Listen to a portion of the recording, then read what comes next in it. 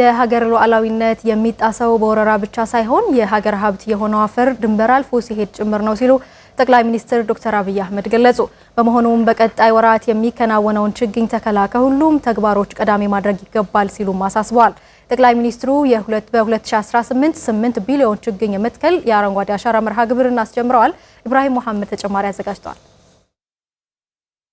ኢትዮጵያ በ2011 የአረንጓዴ አሻራ መርሃ ግብርን ከመጀመሯ በፊት በአመት 92000 ሄክታር መሬት ደን ይጨፈጨፋል። የደን ሽፋኗም ከ40 በመቶ ወደ 3 በመቶ ወርዷል። በከፍተኛ የሀገሪቱ አካባቢዎች ከ2 ቢሊዮን ቶን በላይ አፈር ታጥቦ ይወሰዳል። ባለፉት 7 ዓመታት በህዝቡና በመንግስት ቅንጅት በተከናወነው የአረንጓዴ አሻራ መርሃ ግብር ውጤቶች መመዝገባቸውን የግብርና ሚኒስትሩ አዲሱ አረጋ ገልጸዋል። በፓምፕ የምናሰራጨውና የምናጠጣ ውሃ በማግኘታችን ኢትዮጵያ ክረምት ከምታለማው ስንዴ በተጨማሪ በክቡር ጠቅላይ ሚኒስትራችን አመራር ሰጪነት የስንዴ ኢኒሼቲቭን በማስጀመር በአጠቃላይ እናለማ የነበረው የስንዴ መሬት 3.7 ሚሊዮን ሄክታር የደረሰበትና አምና 280 ሚሊዮን ኩንታል ማምረት የቻልንበት በዚህ ሂደት ሀገራችን በየዓመቱ ስንዴን ከውጪ ለማስገባት ታወጣ የነበረውን 1 ቢሊዮን የውጭ ምንዛሪን ያዳንበትን ውጤት ማየት ይቻላል።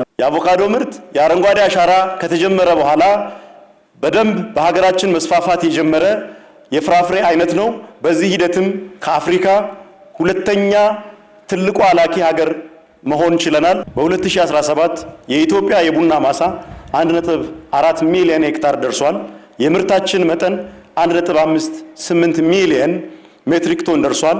አምና 2.65 ቢሊዮን የአሜሪካ ዶላር ከቡና ብቻ ማግኘት ችለናል።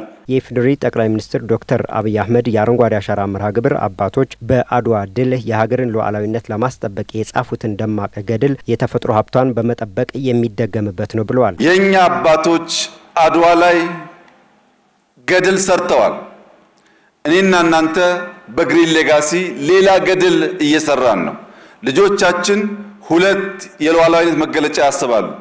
አድዋ ላይ ተዋግተው ከውጭ የመጣን ጠላት ተከላከሉ።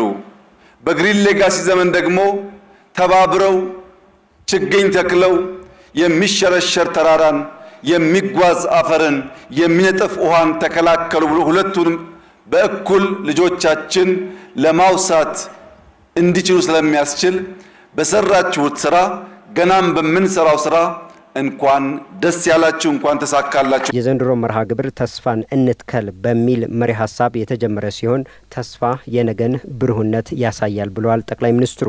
ተስፋን መትከል የነገን ብሩህ ታሪክ ዛሬ መጻፍ ነው። ተስፋን መትከል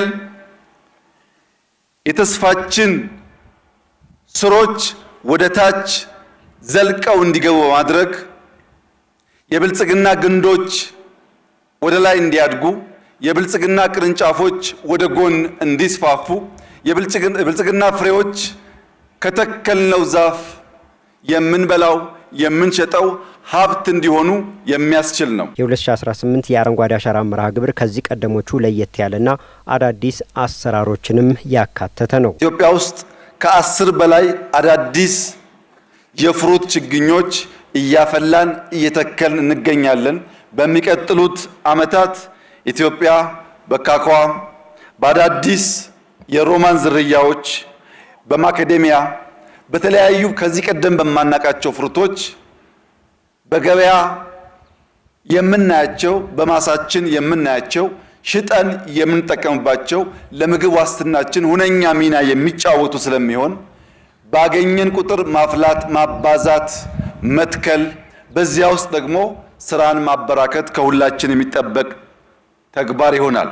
በቀጣይ ወራት በርብርብ የሚከናወነው የአረንጓዴ አሻራ መርሃ ግብር ስኬታማ እንዲሆን ችግኝ መትከልን ከሁሉም ተግባሮች ቀዳሚ ማድረግ ይገባል ሲሉ ጠቅላይ ሚኒስትሩ አሳስበዋል።